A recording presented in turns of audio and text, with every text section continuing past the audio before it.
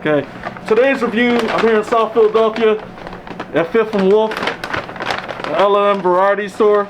This corner store, you know, locals in Philly, I'm a Philadelphian, I grew up a block down that way from here, and we don't go to Pat's or Geno's, we go to the corner store, support our local businesses. And not that, it just tastes a lot better too. And you get more bang for your buck, alright? So here's the bread that I said that you have to use. And there's the Versas, we said Bruno's, Del Mar's. The Bruno's. But, Quite a few. But usually a lot of corner stores here stick to Amoroso's. Number one. Okay? Can you show me why Amoroso breads are good? Or legendary? It's very thick, the texture, how they make it. Like everyone makes it different. Some people add extra yeast, some people add extra flour, but they've been sticking to their same recipe for how many years now? Decades. Since what, 1904. So is that bread really soft? Like when I touch it, is it very soft? Like I buy a hamburger bun from like Storman bread or it has more texture bread than being like super soft. Like it has a hardness to it. It has the hardness to hold like the juices in the meat, and it won't just like crumble. Okay. When you put food inside of it. And today, my friend Soka here is going to show you how you actually make a cheesesteak. Right? I'll just make you my cheesesteak. Yep. But you like your ends, right? Yep. We usually cut the ends off just for good measure. Because it's easier to actually open it up, and we'll show you the process. So I usually get my cheesesteaks for everything, but today I want no hots. No hot? So usually you'll get the fried onions. Zoom in on that.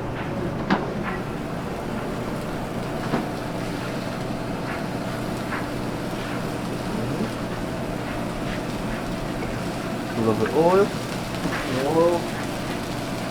Alright, so how long you usually let it grill for? The onions, I'll let it grill for about a minute. I cook really fast. Yeah, like most time, I don't know, I go outside of Philadelphia and people tell me 15 minutes for a cheesesteak. And I'm like, that's outrageous. Want to get the onions cooked. Like everyone has their own special way to cook a steak. I like to slice, well, kind of shave it and chop it. Don't get to that part.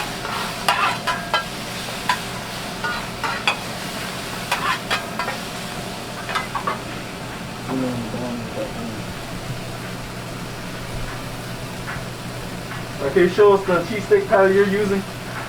This is Philly's best marbled. So now, when I go to a lot of places outside of Philly, I ask for salt, pepper, ketchup. When do you add salt and pepper to the cooking process?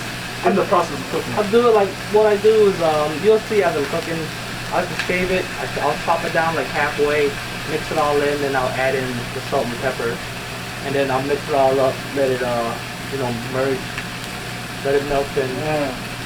See, the other day I did that review at Mom and Pop's Pizza Cheesesteak, and they do that with salt and pepper after he was finished cooking. I mean, there's different ways to do it. This is what I learned from my father. Yeah. So, so I'll shave it. I like to tenderize the meat as well, make it a little bit easier. So how do you prevent it from becoming really dry?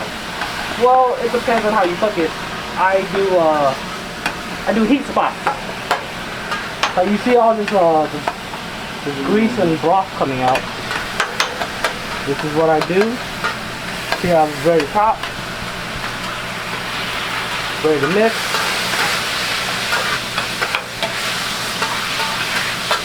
It's about right here. Throw some salt. Some pepper.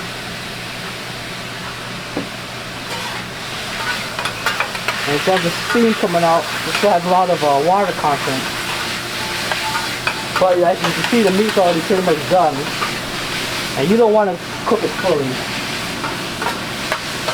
Cook as much as you can before you're making it dry. See, even though you chopped it, some places you go to when you chop it, they make it like ground beef, but then still you get slices of chopped steak. White American. White American, okay? So that's why you still don't want to cook it all the way, is so that you still have some of that heat, that water content trapped in to melt the cheese. Melt the cheese. Yep. We don't do the cover top with the water. The water dilutes the flavor. That's what I'm talking about. You don't scoop the meat on, you put the bread on top of it, put it in there. Cut it. Put some ketchup. Pickles is optional. Pretty much it's complete, but if I want like additional toppings, like pickles and stuff. But hey, you see, do you put grilled green bell peppers No bell on cheese? peppers. That's unheard of. It's only hot peppers, which is either a lot of people do like bell peppers. We don't like the flavor of bell peppers. We like the flavor of jalapenos. It has a different taste than bell peppers. Yeah. It gives a little more kick. So what you're talking about is you don't put grilled green bell peppers, not bell peppers. in the cheesesteak. So the reason I'm saying that because everyone outside of Philly always say, "Oh, there's green bell peppers, grilled green bell peppers in cheesesteak in Philly." I'm actually in Philly. I'll show you the cooking process. There's no such thing as putting grilled green bell peppers. Keep that stuff on pizza, not on the cheesesteak.